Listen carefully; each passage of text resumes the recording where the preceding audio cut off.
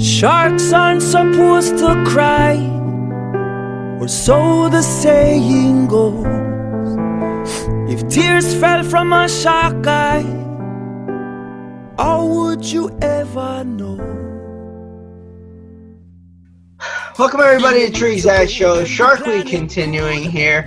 We are almost all sharked out, but we still got one or two more to go. So joining me today, friend of the show, we've kept in touch since last year, a shark diver, but now I'm going to introduce him as something different, the project manager for the exhibit department in the famous Georgia Aquarium, one of the largest aquariums in the country, in the world. I'll just say world to hype them up and embarrass them, but it is what it is. How you doing, my friend? I'm good, buddy. Thanks for having me back. We had an absolute blast last summer. I'm excited to be back. Really proud of you and your show and what you guys have built, and the fact that your Shark Week is even longer than a week this year is honestly, I'm awesome. I'm exhausted. Excited to talk sharks with you again. Next year, I actually might just go with an ocean week, so I have more options, and I could get like a sea lion expert, like a whale expert, because I'm almost sharked out at this point. But hell, man, you got to keep going. There's always stuff to learn. But I'll tell you, your repertoire, like the people you're getting on your show, is awesome. Like the names of the folks that I saw, you have some top quality scientists on there, and they're representing all different types of genres of shark science, and that's really coming to light recently, and I think that's awesome. So I'm excited. Man, yeah, we try, man, and it's one of our favorite things to do. We're in our infancy, but like it's still fun, and I would even if we didn't do like a Shark Week thing, just having conversations in itself and learning is always a plus. Absolutely. Knowledge is power. That's what I say. Exactly. That's what I've been saying that since I was 7 years old. So, all right, before we get into some shark questions, because I do have a couple, I do want to get into what we really didn't discuss last year, because like you were kind of working on some stuff you couldn't talk about, but luckily you sort of got the green light. So talk about like what you do now and your work at the Georgia Aquarium, and like what the year is taken. So last summer we were basically a couple months away from the grand opening of the Sharks Predators of the Deep exhibit. It's a 1.2 million gallon, about 200-foot long shark habitat at Georgia Aquarium. And what was going to make it extremely special was the different species that we currently have on display. It's a research and exhibition exhibit, and we feature hammerheads, sand tiger sharks, silver tips, and currently we're the only aquarium in the country to have tiger sharks on display. We have beautiful tiger sharks. They're thriving. They're doing great. They're eating almost every day. And yeah, it's been awesome to watch these animals in the habitat for almost a year now and really thriving. So yeah, when we talked last summer, I was kind of right in the thick of it, and we hadn't announced any release date or anything like that. So I'm really happy that this summer we can actually talk about it. We have thousands of guests that are coming in and seeing the exhibit, and the feedback from it, the guests really seem to enjoy it, and ultimately that's what it's all about. Now, like what exactly is it? Like a walkthrough? You know what I mean? Like it's the people just stand up against the glass kind of and see the fish come or the sharks coming through, and then there's facts about them. Yes, exactly. So the exhibit itself, as I mentioned, is about 200 feet long. And as a guest, you actually walk the perimeter of that entire expansive habitat. So you get to see the animals from 15 different viewing windows. So it's not just one window you walk up to and, oh, cool, there's a shark. You walk around the entire expanse of the habitat and get to see the animals from different angles and see them coming from different areas of the habitat itself. There's rocky seamounts in the middle, so you get a different view at each different viewing window. And then my main responsibility, you already touched on it actually, my main responsibility with the project was all of the educational content that is on the wall next to the actual live animal viewing windows themselves. How did you get pegged for that? Like, did you apply for that, or they? I did. Yeah? So very quick backstory. I was an animal care specialist for 15 years. And it's funny you just said sea lion person. I worked with sea lions for 10 of those 15 years. Wow. So I know sea lions really well. And working with sea lions actually helped kind of foster my appreciation for sharks. Because when you look at a sea lion, it's a very fast, agile, and strong animal. The best way to when you look at an animal to understand why it's so awesome is that you kind of have to look at its predator. What hunts a sea lion? What makes a sea lion had to evolve to be fast and strong and powerful? That predator is a shark. The main predator of sea lions are great white sharks. So seeing what sea lions can do and what they have to do to survive to avoid being eaten by great whites or other species of sharks, I was just like, man, sharks have got to be incredible.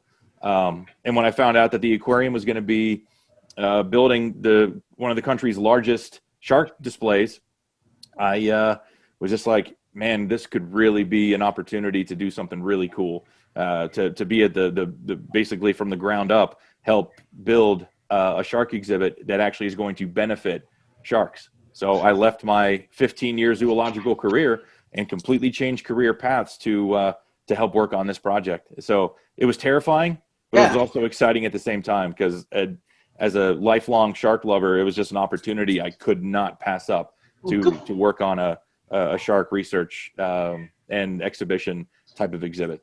Good for you, though, because that's not easy. I mean, change isn't easy. I see it from people like even younger than me who are just like, I guess, like complacent, you know, where they are. And it's not that it's a bad thing if that's what you want to do. I just know that there's some people I know who can do more, but they just don't. They're scared of that change. So for you to take that leap, man, that's ballsy. So how nervous were you building it? Like extremely, because I have no construction background whatsoever. You know, I need to read the instructions just to plug in the toaster, and don't even get me started on IKEA.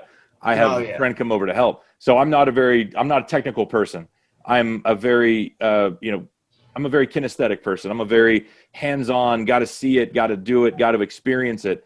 And the best part about what my role ended up being with the shark exhibit, it was less about the construction side of things and more about the interpretives, more about the guest experience and teaching the guests about sharks, and ultimately flipping the script on that kind of shark myth of them being that Jaws man-eater.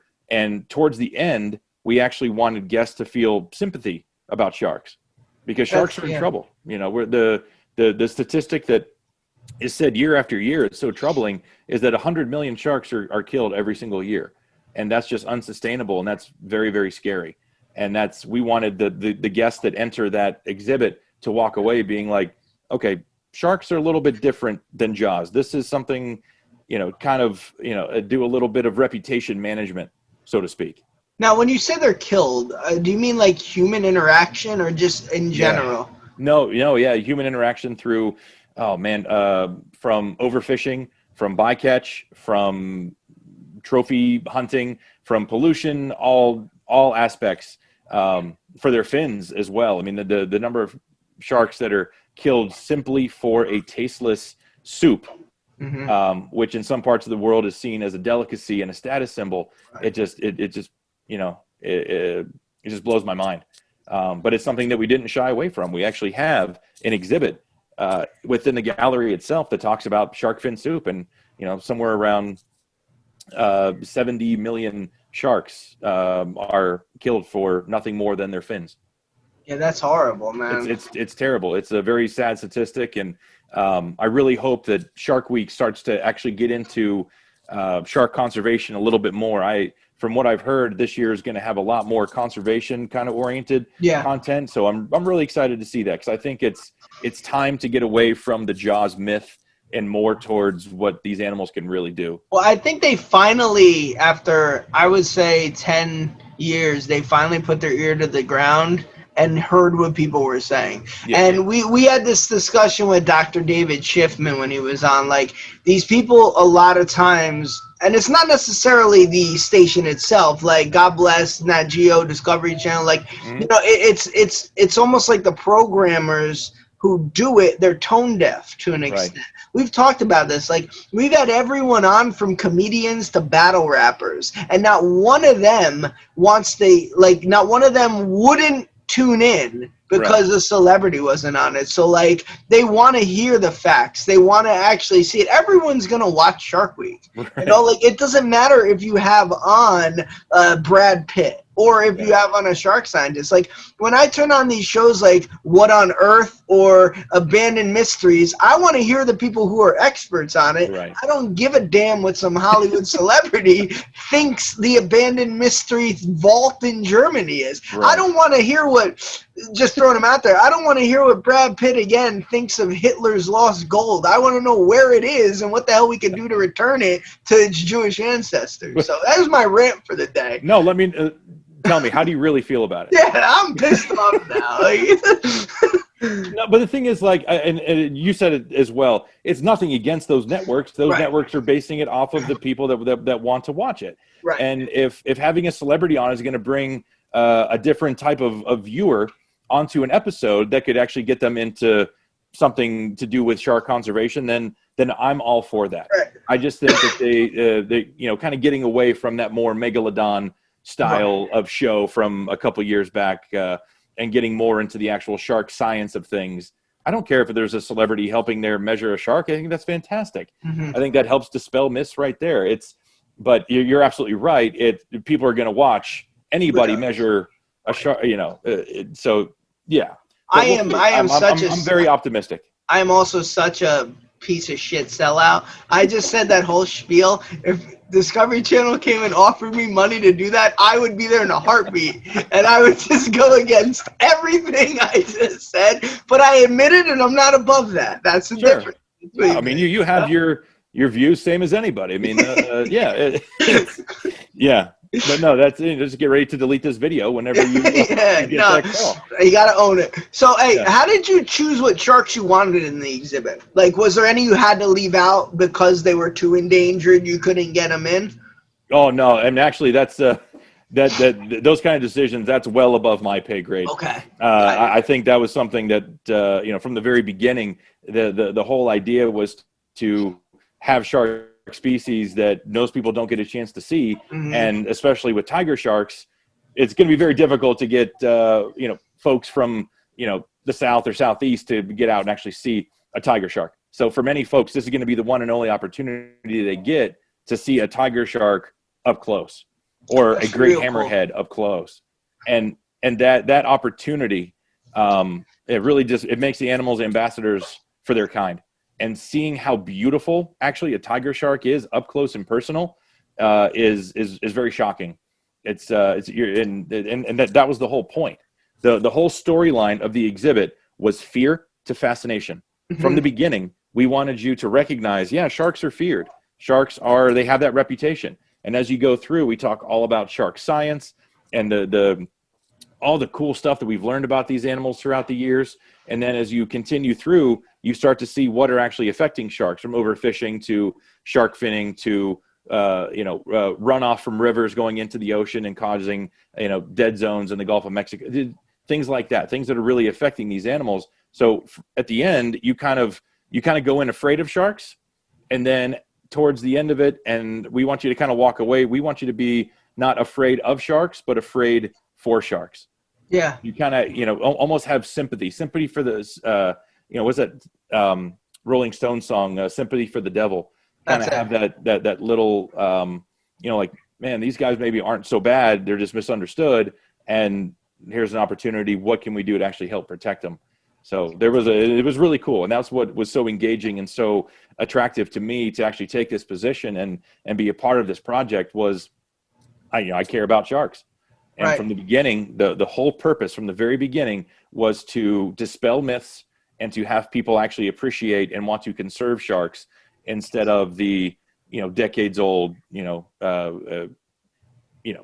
Jaws of the Deep, the serial killer shark, all that kind of stuff. There's nothing like that in this exhibit.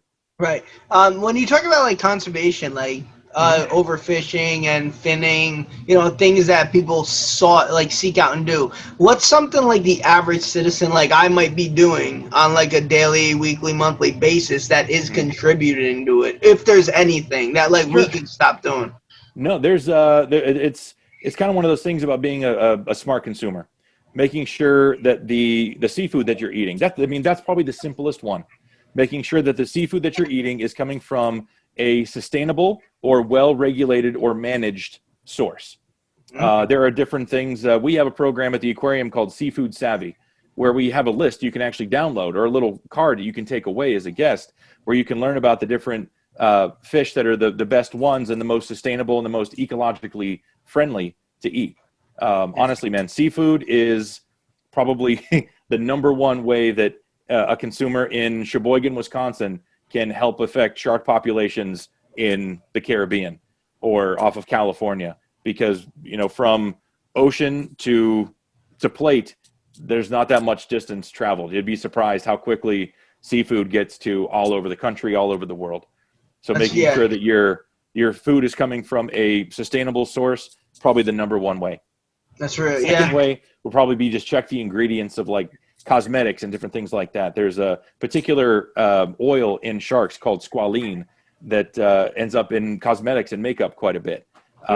They're starting to kind of get on board with synthetic versions of that, but shark products are definitely out there, and there are consumer purchases that can drive the actual fishing and overfishing or unsustainable collection of sharks. You almost feel like, too, with like vegetarians or veganism, like the ocean animals kind of get overlooked in a weird way, right? Like, I know a few vegans and it's like, oh, this, you know, it comes from a cow, a chicken lays an egg, but it's like, you never really hear like, oh, this is an octopus, like, or, you know, the ocean animals. So they probably do get overlooked when it comes to consumers, because no one would think sharks are in anything, you know? Well, and that's the thing, like, if you get a little lipstick case, it's not going to say, made with red color dye and the liver. I'm completely making that. I don't know where squalene actually comes from. I'm sorry, but it's not going to say and byproducts of a mako shark on your lipstick case. They're going to hide it in that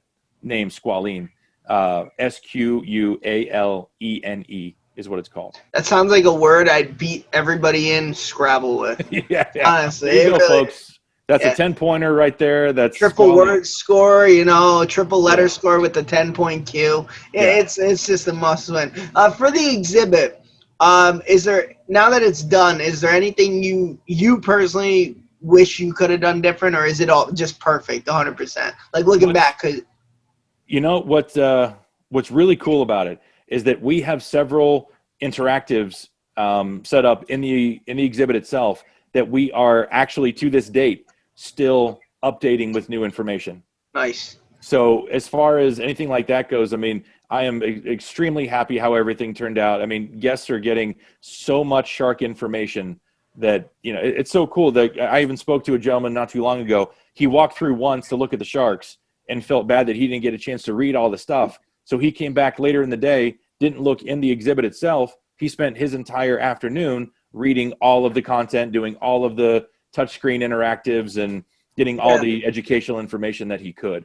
So hearing that kind of stuff, like once it's up there, it's kind of there. But we also built in some ways that we can go back and update the information as much as possible. And I'm pretty excited about that. We still have a group that will go into some of the interactives and update with the latest shark information. And that's real cool, because like it goes, museums and exhibits like that will never go away, even like with Google around or these like things, because the interaction concept, people like to be there. Like that guy could have legit just Googled everything about the sharks, but there was something about being there, being in the environment that's always cool. Like there's something in Jersey we have, like right around Liberty Science Center, like, you know, you could Google all this stuff, but there's something about being there, something about seeing the monuments, seeing the exhibits. It's like, it is really cool. So I'm very happy for you. I do have to ask about the sharks you have in there. Now, every episode you see, great white, tiger shark, lemon shark, like what's one of the sharks you wish people knew more about that are really cool?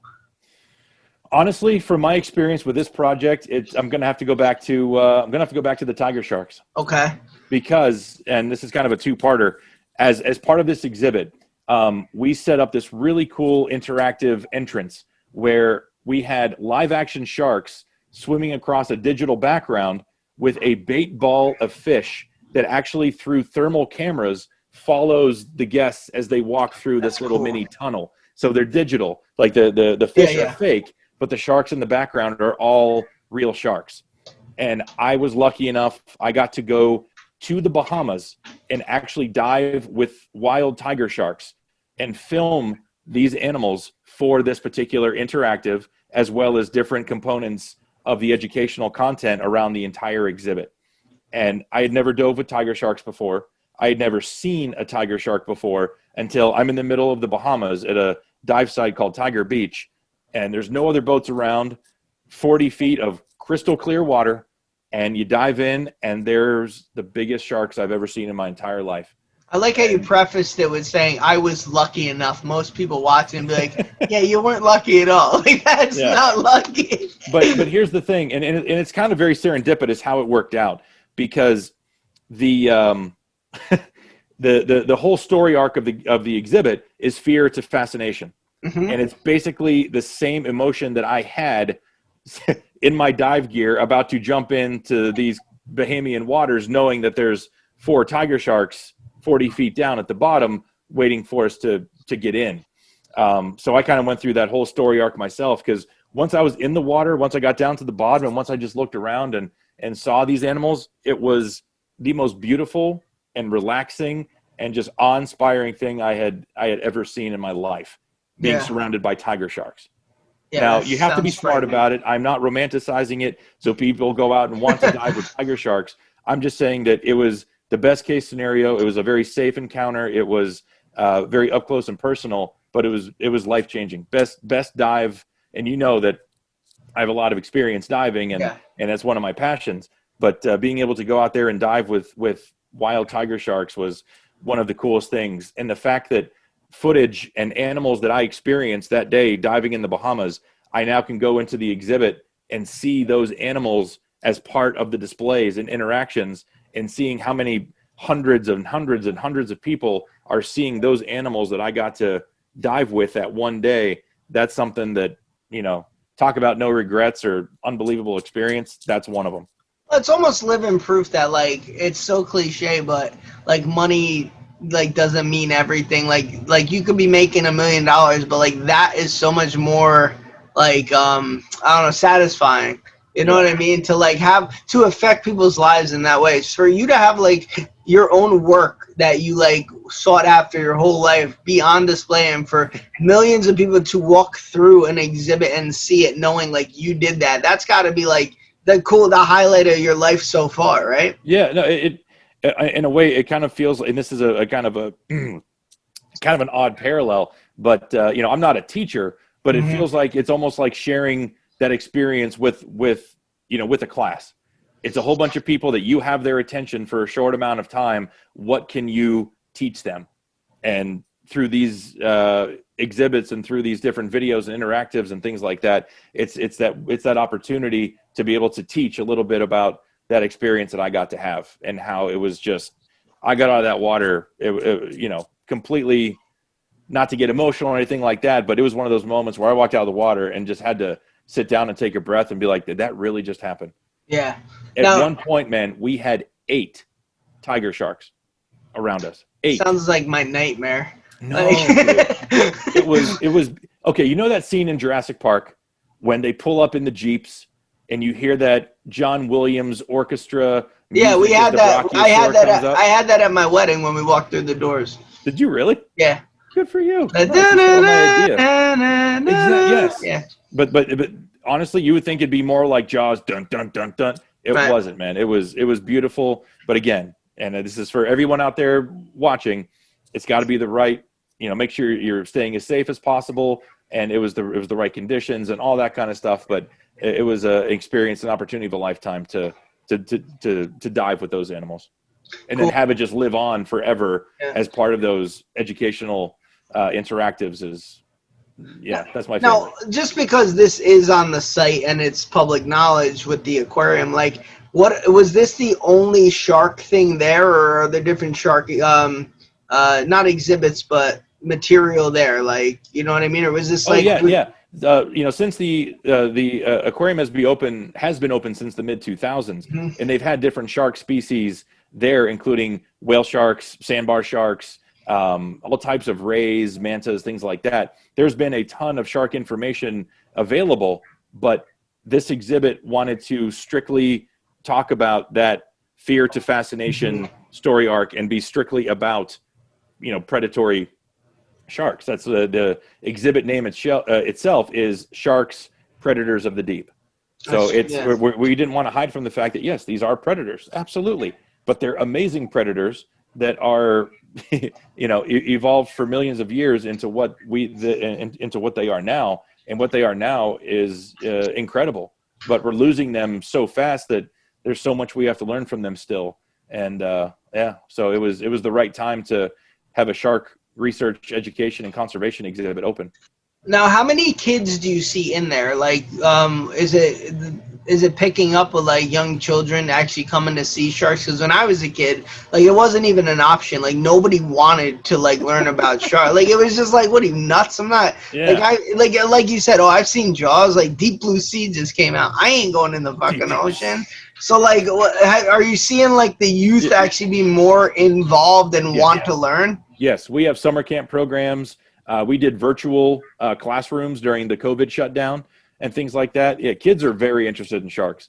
And my favorite part is first thing in the morning, the summer camp kids who get to spend all day at the aquarium during the summer, they get first dibs. So they get to walk around everything before the general public really comes in. So they get it all to themselves, and just seeing them, you can hear hammerhead, you can hear the kids screaming from across the aquarium in the morning when they get a chance to go see those animals. That's cool. So yeah, it's awesome. And these are kids too. These are kids from around Metro Atlanta, from Alabama, Tennessee, the Carolinas. These are kids from places that this is the best opportunity for them to see the ocean, or for them to experience these species from around the world all in one place, and they can really take that with them the rest of their life. And this is a full day event, the aquarium itself, right? Like it is. Like you buy a ticket, you will spend 8 hours there. There's probably a nice little lunchy-on area. You can, you can spend as much time as you want. With a lot of weird names for sandwiches that probably are like have entendres with shark or fish stuff, right? Thankfully, no. We don't. No, we don't do that. It's not a it's not the circus. It's actually a STEM certified scientific institution. So no, there's no sand tiger submarine sandwiches, right? Or, something like that. Nothing. The great white egg omelet or anything. There's nothing like that. It's but people can spend all day. They can do whatever they want. Once they're in the building, they can literally just sit there and enjoy all the different animals and things like that, and all the different galleries. Nice. Just a couple more questions, man. So, because you're like pretty adamant about the fear to fascination thing. Yeah. So, like for people watching, like you personally, because we know like misconceptions about sharks. You personally, like, what's the most, and I've heard Megalodon mentioned on this topic. What's the most annoying thing people ask about sharks that just isn't true, or mention about sharks that just isn't true, that you could shake somebody and just be like, no, like, stop? I think that when you're talking to a guest or anything like that, one of the first questions is going to be, how dangerous are they? Do people dive in there? Did they get attacked? Have you had, how many shark attacks have you had? Or that was an honest question. How many shark attacks have you had? And the woman's eyes got really big when I told her that we have a dive team that is in the water with the sharks every single day. No incidents whatsoever. Not saying that it never could. An animal is an animal and is going to be an animal. Shit, my dog, your cat could bite you, it could happen. But our divers are professionals. Our animal care specialists are just that. They are animal care specialists. They're specially trained individuals who know how to act around the animals. And if you respect them for what they are and what they can do, that's the best scenario. It's as safe as you can be. Yeah. So diving in the exhibit is the same for our divers as it was for me in the Bahamas, even though I was out in the middle of the upper Bahamian Atlantic Ocean area. It was a very safe scenario. The conditions were perfect, and it was great. So I think that's the biggest one is, do people get bit, or do they attack you, or all that kind of stuff? That's not what sharks are out there to do. That's not what they're designed for. We're not on the menu to a shark, we are an invasive species. Yes. But we do certain things that mimic what they have evolved over millions of years to lead them to an easy meal. Yeah. A surfer on a surfboard up above, sharks are underneath. Sharks are looking up for silhouettes of marine mammal prey, dolphins, potentially sea lions, seals, manatees, things like that. So they're looking up and they see what nature has told them. Hey, that silhouette at the surface, that's shaped just like a seal. Got to go check it out. And that's most attacks are nothing more than exploratory bites to find out what that object is in their environment. So when they do like latch on, like, because I know they bite and let go because they don't like the taste. Like why are cases? Is it the bleeding out that's just fatal? That's it. They don't like keep biting after, right? Most like let's get right to it. Let's get to Jaws itself. Right, the great white. Great whites do a behavior called exsanguination. A great white will, let's say, like the Farallon or Channel Islands off the coast of California or Mexico, right there in the Pacific, where great whites are very plentiful. They will come up from the bottom, bite at the seal or sea lion, and because of how sharp their teeth are, they will basically do so much damage that animal will bleed out. Okay. A seal or sea lion is strong, and they have really sharp teeth, and they can do and have done a lot of damage to sharks that stick around and stay too close, because they're surviving. They're wanting to fight back. But what the sharks have learned is that they can bite the animal and then do that circling, wait for the animal to exhaust itself and to expire, and then they go in for the easy meal. Kind of like a snake just biting something, and then the venom kills them. In a way, in a way. And that's not how sharks, great whites or sharks all over the world do it, but that's just been something that they've noticed, especially with surfers or people that are in the surf. They get that bite. That's what the animals do. They do that one exploratory bite. Ooh, you're something I can eat. I'm going to wait and all that. And usually the blood in the water is that dead giveaway for them that literally their prey is now dead and they can go and consume it safely. So for as amazing predators as they are, for as sharp as their teeth are, for as, as they are, they're also wanting to survive themselves. So they go in for that initial attack, and then they step away because I don't want to get hurt. I could get hurt. I could get an infection. I could die, anything like that. Stay out of the fray, and then go in for that easy meal. Right.